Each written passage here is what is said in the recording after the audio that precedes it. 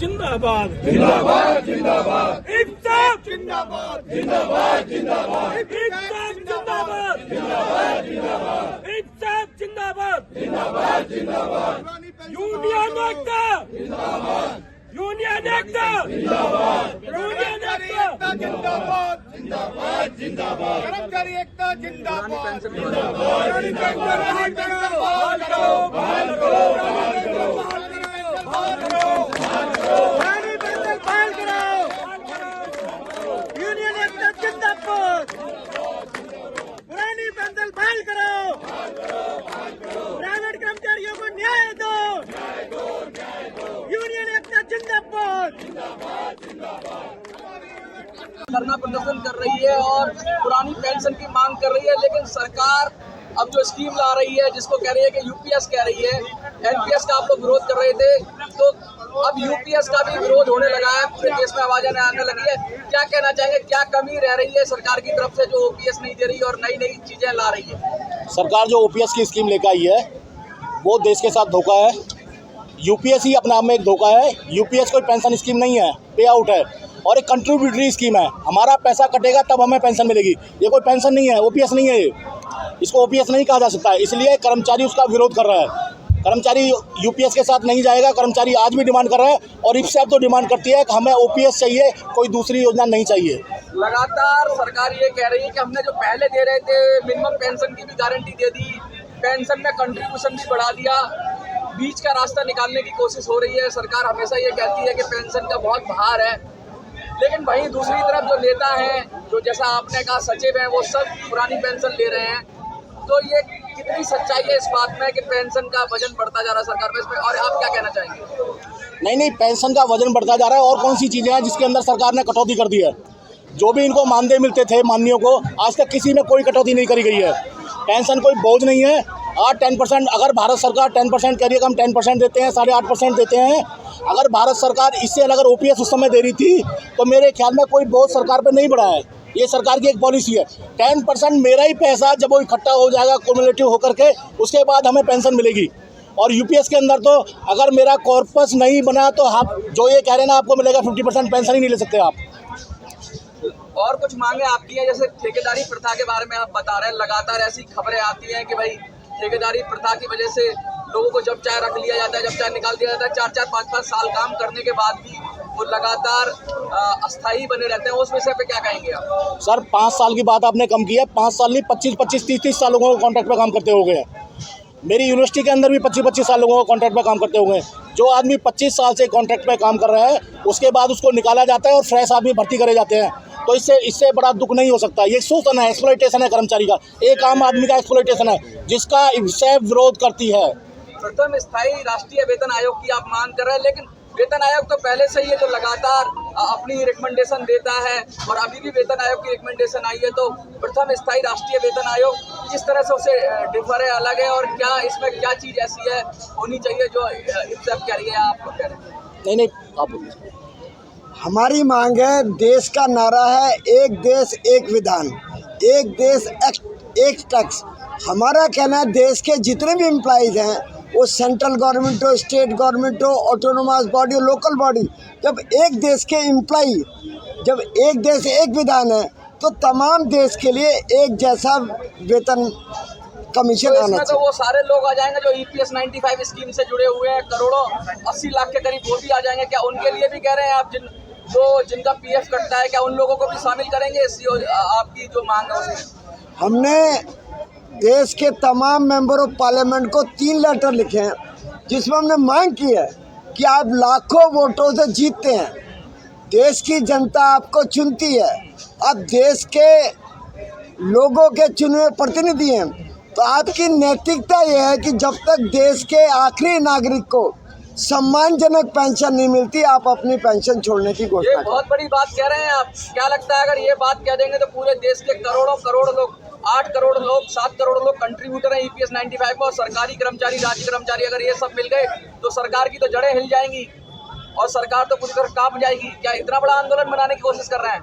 हम लोग धीरे धीरे चल रहे हैं और इस बार हमने क्या दिया, ये आज का जो धरना था रिहर्सल है, जैसे आर्मी रिहर्सल करती है, हाँ। हम लोग भी रिहर्सल कर रहे अभी तो हैं। यार और बात है। ये 29 की तैयारी कर रहे हैं हम लोग 29 की तैयारी कर रहे हैं।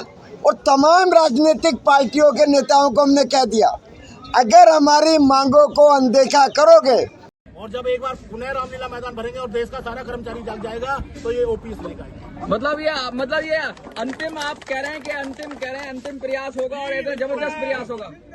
अच्छा, ये एक और मांग आपने कही लगातार, जो मैं मंच से सुन रहा था, आपने बड़े मुखर होकर उठाई और आपके सारे लोगों ने समर्थन किया कि कोरोना अवधि में 18 महीने का जो बकाया डीए की बात कर रहे हैं आप, तो वो क्या है? क्योंकि कोरोना योद्धा भी कहलाए जाते हैं आप लोग। बहुत सारे लोग ऐसे हैं अलग अलग, जैसे बहुत सारे लोग ऐसे हैं जो मतलब कोरोना टाइम में लगातार काम किया, जिन्होंने बढ़ चढ़कर हिस्सा लिया और जाने भी गई। अब उनका डीए बकाया आप कह रहे हैं, तो वो क्या मैटर है, थोड़ा सा बताइए। सर, वो हमारा जो डीए था उस समय का, कोरोना काल में जो डीए की किस्तें हमारी आती थी, उसको 18 महीने के लिए 3 किस्तें हमारी फ्रीज की गई थी। आज के दिन में कोई दिक्कत नहीं है, 28% जीएसटी ये लोग ले रहे हैं, देश के पास फाइनेंस की कोई कमी नहीं है। इसलिए कर्मचारी यूनियन और स्टाफ ये डिमांड कर रही है कि हमारा जो 18 महीने का आपने फ्रीज किया था उसको हमें वापस किया जाए, वो हमारा पैसा था। अच्छा, वो जो कोरोना का, अच्छा ये आप जो कह रहे हैं कि बोनस का भुगतान किया जाए, बोनस भी क्या कुछ रोका गया है या कुछ क्या दिक्कत है बोनस वाली बात? ऑटोनोमस बॉडी को जो भारत सरकार बोनस देती थी, केंद्रीय ऑटोनोमस बॉडियों को, उनका बोनस इन्होंने 2015 के बाद रोक दिया है। तो हमारी सरकार से डिमांड है कि उस बोनस को जारी किया जाए, क्योंकि हमारा जो नेचर ऑफ वर्क है वो सेम ही है। जो जैसे भारत सरकार के कर्मचारी काम करते हैं वैसे हम काम करते हैं, तो ऑटोनोमस को भी वो बोनस दिया जाए। अलग अलग संगठन के लोग आज आपके साथ जुड़े, तो क्या और मांगे भी थी और क्या था जो आप कहना चाहते हैं, या कोई और शख्स आपके में से कुछ कहना चाहता हो? तो हमारा 24 सूत्रीय मांग था। हाँ, तो हमने उसमें कहा है कि ये 5 मांगों को हमने अभी हाईलाइट किया। अच्छा, 24 सूत्रीय मांग में देश के हर सेक्शन के एम्प्लॉइज की मांग है। उसमें वो स्कीम वर्कर हो, प्रोजेक्ट वर्कर हो, जैसे 2 मुख्य मांग, एक हमारा पेंशन लागू करो, दूसरा जो बड़ी मांग के रूप में आ रहा है कॉन्ट्रैक्ट सिस्टम। ये दोनों मांग देश के लिए अभी बड़ी एक मान लो क्या पुरजोर मांग होगी। तो हमने सरकार को चेतावनी दे दी है कि आज देश के राष्ट्रपति भवन में उसके अपने एम्प्लॉइज नहीं कॉन्ट्रैक्ट पे, प्रधानमंत्री कार्यालय में कॉन्ट्रैक्ट पे आदमी, तमाम मंत्रालय बिना कॉन्ट्रैक्ट एम्प्लॉइज के नहीं चल सकता। तो आज इस स्थिति में देश में गैर कानूनी रूप से संविधान के खिलाफ कॉन्ट्रैक्ट सिस्टम चल रहा है।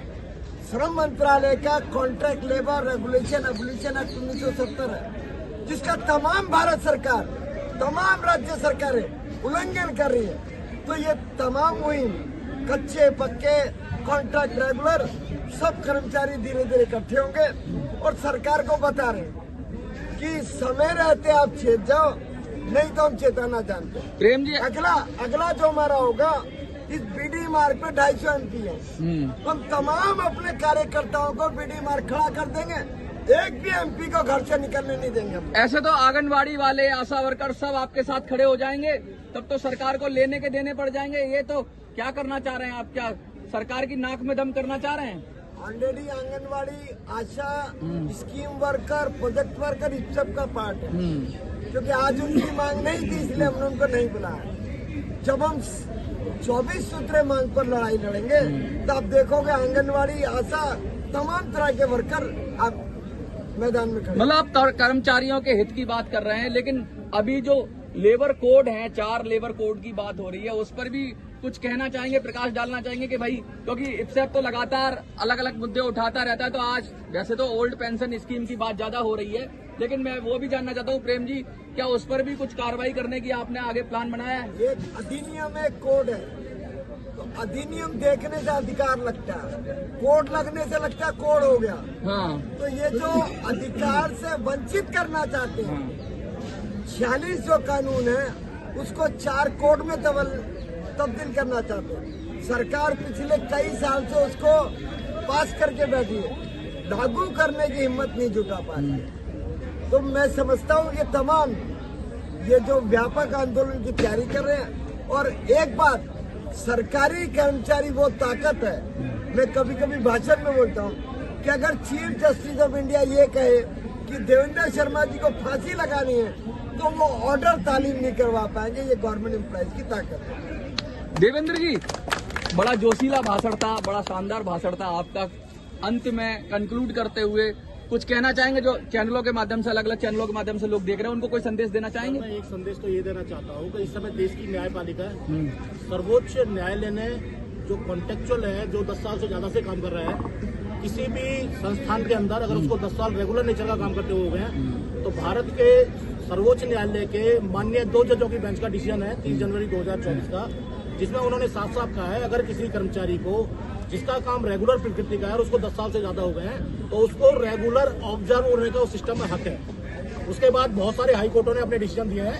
हमारे दिल्ली यूनिवर्सिटी में भी कई लोग कोर्ट में गए थे, अभी कुछ टीचर भी गए थे, उनको भी कोर्ट ने रिलीफ दिया है। तो आज की डेट में कोर्टों ने रिलीफ देना शुरू कर दिया है। मैं इस चैनल के माध्यम से हमारे माननीय सांसदों से रिक्वेस्ट करना चाहूंगा कि जब भारत के सर्वोच्च न्यायालय ने एक डिसीजन कॉन्ट्रैक्ट के पक्ष में दिया है, उनका एक्सप्लॉयटेशन रोका है, तो आप सब भी संसद से कानून बना के पूरे देश में इसको लागू किया जाए। वहीं बैठकर कुछ नारे लगा दीजिए, ठीक है? आप वहीं दिल्ली की विभिन्न यूनियनों के कर्मचारी नेता और कर्मचारी साथी और मेरे दिल्ली विश्वविद्यालय और विभिन्न कॉलेजों से आए हुए जुझारू सम्मानित साथियों, आज आपकी आवाज जंतर मंतर पर उठाने का काम आपकी अपनी यूनियन दिल्ली विश्वविद्यालय कॉलेज कर्मचारी यूनियन और इप्सैप ने किया है। इसके लिए मैं इप्सैप को बधाई देता हूं साथियों।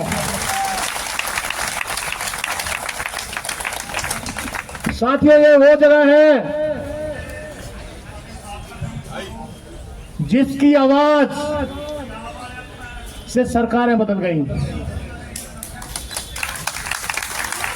ये वो जगह है जहां पे आंदोलन चले तो मंत्रियों की कुर्सियां चली गईं। तो मेरे सम्मानित साथियों, जो हमारी ओपीएस की डिमांड है, जो हमारी ओल्ड पेंशन स्कीम की डिमांड है, इप्सैप आज की डेट तक ओपीएस की डिमांड करता आया है और आज भी ओपीएस के साथ खड़ा है साथियों। भारत सरकार ने जो एक योजना एनपीएस को बैक कर करके, क्योंकि एनपीएस भी भारत सरकार की योजना थी, यूपीएस लेके आए हैं। मैं इस मंच के माध्यम से आपको बताना चाहता हूं कि यूपीएस एनपीएस से भी बड़ा धोखा है साथियों। जिस वित्त सचिव की अध्यक्षता में यूपीएस के लिए कमेटी बनाई गई, वो वित्त सचिव खुद ओपीएस ले रहे हैं साथियों। जिन महामहिमों ने कमेटी बनाई, जो देश की पार्लियामेंट के अंदर बैठते हैं, वो खुद ओपीएस का लाभ ले रहे हैं। अगर यूपीएस इतना ही अच्छा था तो सबसे पहले सोमनाथन जी को अनाउंस करना था कि मैं ओपीएस त्यागूंगा और मैं यूपीएस लूंगा साथियों, लेकिन नहीं हुआ। कथनी और करनी में अंतर है। आज की डेट तक भी भारत के प्राइम मिनिस्टर और भारत की पार्लियामेंट के अंदर जितने एमपी एमएलए सब बैठे हैं, आज भी ओपीएस का लाभ उठा रहे हैं, लेकिन सिर्फ कर्मचारी को वंचित किया जा रहा है ओपीएस से। मैं आज इस मंच के माध्यम से भारत सरकार को चेताना चाहता हूं कि अभी सिर्फ हम चक्कर के जंतर मंतर आए हैं, वो दिन दूर नहीं है जब दिल्ली का रामलीला मैदान हम भरने का काम करेंगे साथियों। दूर नहीं है वो दिन। इस मंच के माध्यम से मैं एक चीज और अपने साथियों को बताना चाहता हूं, जो दूसरी संस्थाओं के कर्मचारी साथी आए हैं और उन्होंने अपनी बात कॉन्ट्रैक्ट के ऊपर रखी है। देश की एकमात्र यूनियन दिल्ली विश्वविद्यालय एंड कॉलेज कर्मचारी यूनियन 14 मई 2025 से लगातार कॉन्ट्रैक्ट के रेगुलेशन के लिए धरने पर बैठी है दिल्ली यूनिवर्सिटी के अंदर। मुझे नहीं लगता देश के अंदर कोई दूसरी यूनियन 2.5 महीने तक कॉन्ट्रैक्ट के रेगुलेशन के लिए धरना दे पाई है। आज तक हम लोग धरना दे रहे हैं और आज भी हम बैकफुट पे नहीं है।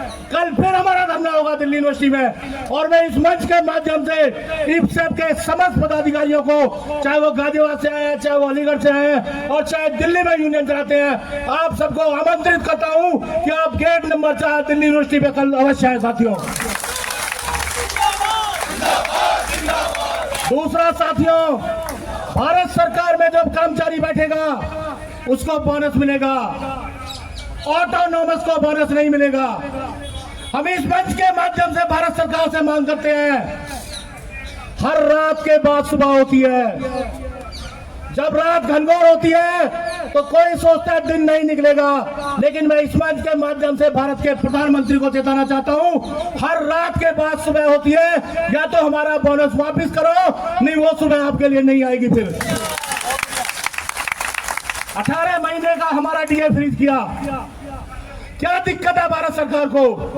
इतने बड़े बड़े रईस जादे जो इस देश को छोड़ छोड़ कर भग रहे हैं, उनका करोड़ों रुपए जब आप माफ कर सकते हो, तो कर्मचारी का 18% डीए का एरिया देने में भारत सरकार को क्या दिक्कत है साथियों? हमारा डीए का एरिया भारत सरकार को रिलीज करना चाहिए, ये इस मंच से इफ्सेप की डिमांड है साथियों। दूसरा मेरे सम्मानित साथियों, क्योंकि ये जो जंतर मंतर पे भारत सरकार ने ऐसी पॉलिसी बना रखी है कि पहली पाली 1 बजे तक और दूसरी पाली 1 बजे के बाद 2 बजे से 5 बजे तक, इसको भी इन्होंने कमर्शियलाइज कर दिया है। नहीं दे सकते आप पूरे दिन आंदोलन, नहीं दे सकते आप रेगुलर आंदोलन। लेकिन मैं एक बात बताना चाहता हूं आपको, लोकतंत्र में लोक की आवाज आप थोड़े समय के लिए दबा सकते हैं, लंबे समय तक नहीं दबा सकते साथियों। और ये वो जमात बैठी है जो आपके सामने बैठी हुई है, आज घोटे घोटे पानी थे, गाड़ियां नहीं निकल पा रही थी कई जगह से, उसके बावजूद शिवरात्रि का दिन है, कांवड़ में भी लोग वहां जगह जगह सड़क जाम हो रखी थी, लोग कांवड़ लेकर आए थे, उसके बावजूद आज इतनी संख्या में जंतर मंतर आपने बनाया, इसके लिए हृदय की गहराइयों से आपका धन्यवाद करता हूँ साथियों। दूसरा, जो भी अगली कॉल होगी, अभी शायद अगले महीने हमारा अधिवेशन है ऑल इंडिया का, ऑल इंडिया के अधिवेशन में भी ये बात रखी जाएगी। उसके बाद दिल्ली के रामलीला मैदान को भरने के लिए एक जो भी योजना इफ्सेप की सेंट्रल यूनियन बनाएगी, उसमें सभी साथियों को सहयोग करके दिल्ली के रामलीला मैदान में अपनी आवाज बुलंद करनी है और कर्मचारी की आवाज को इस गूंगी बहरी भारत सरकार के कानों तक खोलना है साथियों। मैं ज्यादा समापन नहीं बोल रहा।